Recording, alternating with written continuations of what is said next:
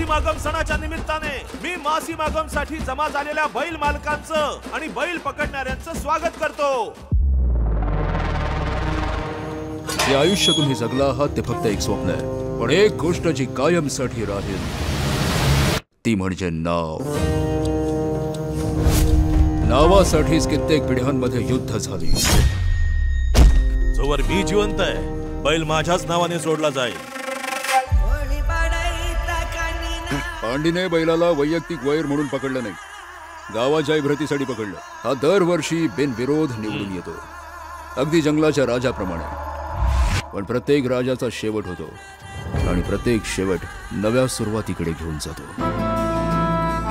खूप मोठी लिस्ट आहे मामा। तामिळनाडूचा नंबर 1 बुल कॅचर बनायचं आहे, पण एकदा का त्याचा बैल आखाड्यात पकडला ना, नाही त्याच्या अहंकाराचे 12 वाजले ना, माझं नाव बदलून टाकायचं तू।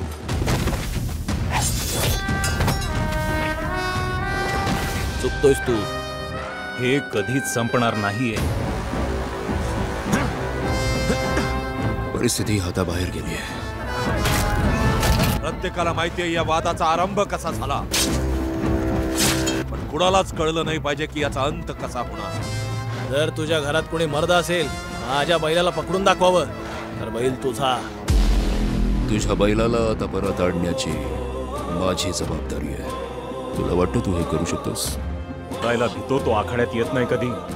अरे प्रत्येक दिवस मृत्यूशी झुंज दे तुम्ही। तुझा बैल तर साक्षात यमराज आहे।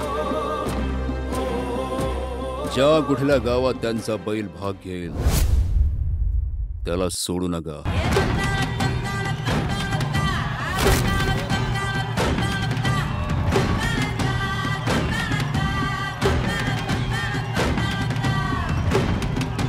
आताच डाउनलोड करा अल्ट्रा झकास मराठी OTT ॲप।